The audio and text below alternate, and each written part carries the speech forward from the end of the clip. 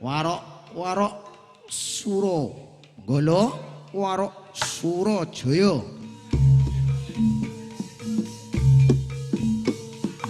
Saking katepihan katon bledug mangampak-ampak mingga ing dirgantara. Menikalah praptanira para kadang sang warok Sura Menggala. Warok Surajaya tumuju ing papan pagelaran.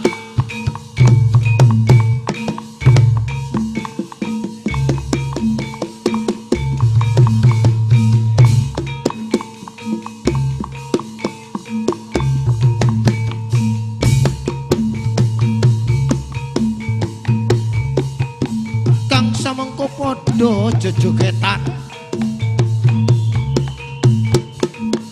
padha olah kaprigelaning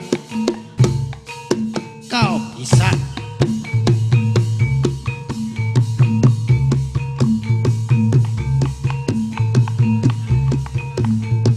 Para kadang warok mancacayana telu padha olah kaprigelaning ladi beksan.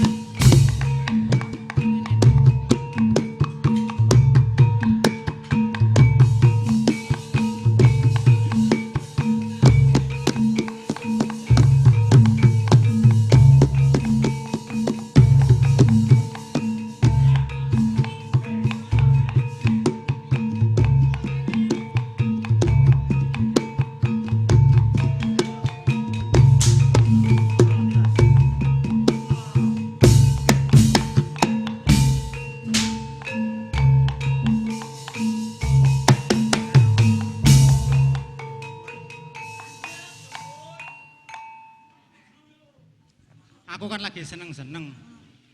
Apa urusanmu mbok ganggu? Rumangsamu kowe iki sapa? Ra roh aku sak klorone agak seneng-seneng. Singa Manggala. Keta-kete. Karepmu ngopo? Ngendheke aku seneng-seneng karepmu ngopo? Aku ra seneng ngerti kowe seneng-seneng. Ngejak gegeran, ngejak osra. Lho, kowe iki sapa? Bocah cilik ngono kok. Kowe iki melu jogetan aku to?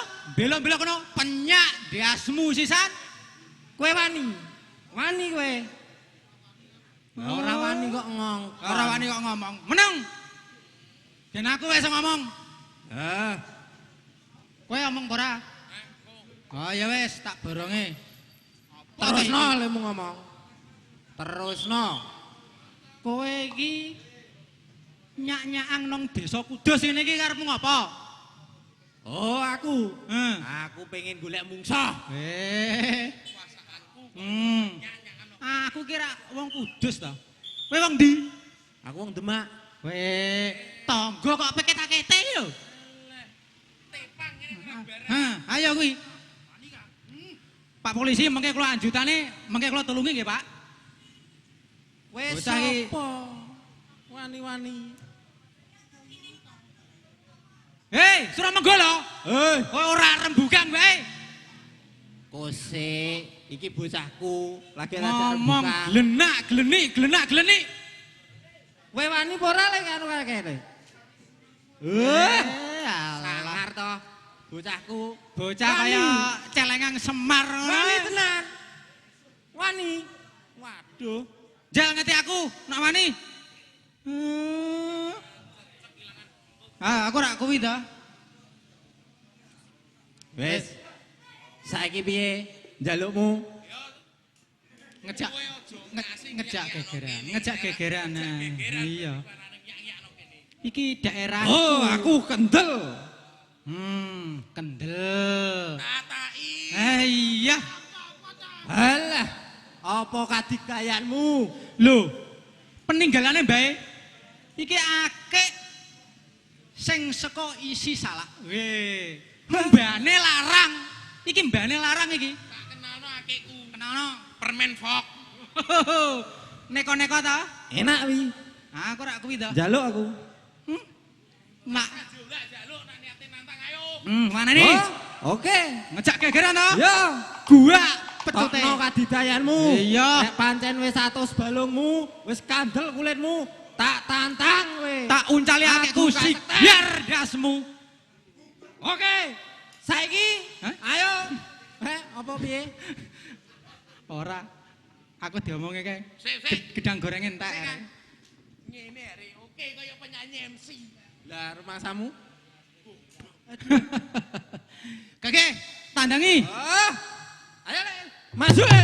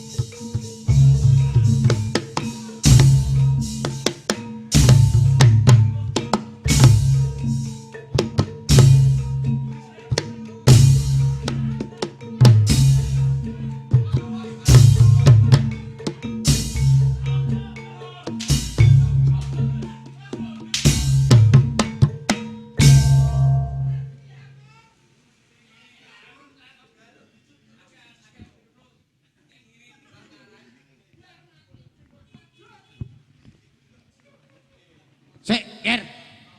Bocah warok sak telune. Ini, Ger. Nggih iki.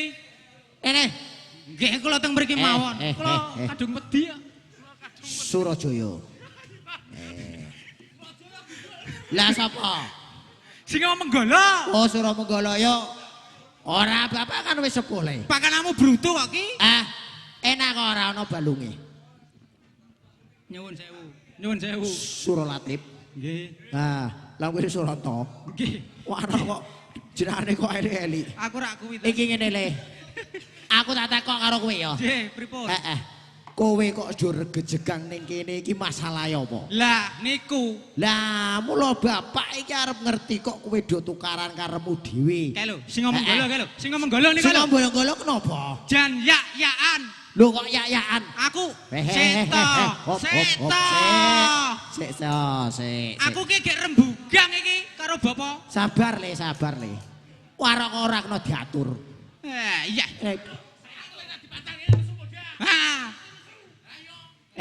Dipancal kok ki. Lho. Aduh, ajur.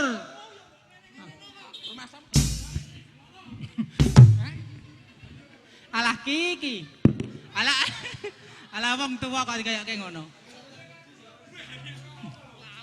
Lali ki.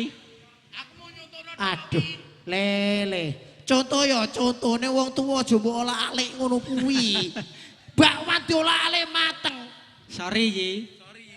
Sorry. Oh nggih maaf. Suramenggala. Suralatif. Nggih. Nah, aku tak tekok. Pripun? Ya. Awakmu 1 2 3 4 warok-warok nom-noman Nggih. kudu kena kanggo tuladhane wong-wong sing Jawa saiki. Lho karepe kula nggih ngoten. Lah Bambang kok Bambang. Sapa? Suramenggala iki lho. Lah Suramenggala ngapa? Lah aku joget tok dipancali. Apa remasane dhek bagus dhewe? Iki- Aku ya bagus. Kowe ya keliru, Ger Suramenggala. Saiki ngene. Pripun? 1 2 3 4. Nggih. Aku tak tekok. Ya. Nggih. Apa kowe wis lali apa wejangane bapak? Ya kadang lali kadang eling. Wah goblok nak ngono kowe. Nggih lah pripun? Apa kanahmu ya brutu.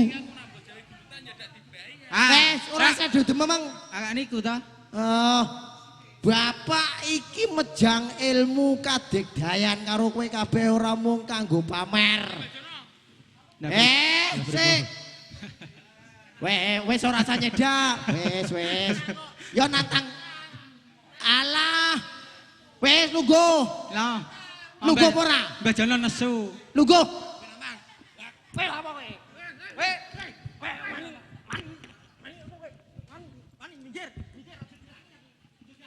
Alah. Wes karemule. Do istighfar ta. Eh. Do istighfar di. Wes cek. Suramenggala.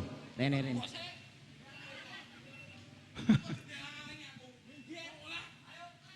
Alah. Tak dono Pak Polisi. Wes lho Kim. Suramenggala ningno ciptamu. Ora iso. Wis kowe lungguh. Wis lungguh percaya karo bapak. Lungguh. Wong kok ora kena dikandhani. Lungguh. Iki sapa? Oh iya. Ayo. Apa lungguh. disisan? Brabro. Ngene Suramenggala, Surajaya kanan kowe kabeh para warok. Nggih. Aku mau wis ngomong, ya. Oleh mejang bapak ilmu kadegdayan kuwi ilmu sing kanggone para warok-warok kuwi ora mung tak nggo sumbar. Adalah. Ayo. Ngono kuwi nak kena sirahku terus gagar otak sing tanggung jawab sapa? Sik, Rene. Kono kowe lungguh ning panggonan. Pak jenengan riyen niku mbok nyidam napa to? Anak-anak kok kok jarian kabeh. Balik. Aku ki bingung kok. Sing ape kok aku tok. Lah dalah. lah. Iki iso tombok lho sing mantu kuwi engko kursine amoh. Kursine mabur. Wis ora apa-apa. Wis Sing sabar Kim. didungokno. Nggih. Kowe bocah papat. Nggih. Iki didungokke. Nggih. Bapak wae tes wae ngemban dawuh. Saka penjane Bapak Didik. Weh. Ya. Pripun Pak? Nah, iki wigati. Penting Iki Bapak Didik iki penggali iki wis ora karuan genahe. Weh lah, enten napa? Nah, iki arep duwe gawe ning penjarane Bapak Didik ku bingung. Panjaluke anake ku kon golekno kewan kanggo arak-arakan. Lho kewan nak kathah to. Mindo Mas. niku sing selundru jagatan. Sing dimaksud kewan kuwi, kewan kuwi sing saindenging jagat kene ora ana. Wah, yo Nah, angel iki- golekane. iki- Lah niku termasuk langka to niku kewan niku. Anak kucing ora. Mula saiki aku wae bapa ora bapakmu ki wentas wae wis nyiwer saindenging jagat.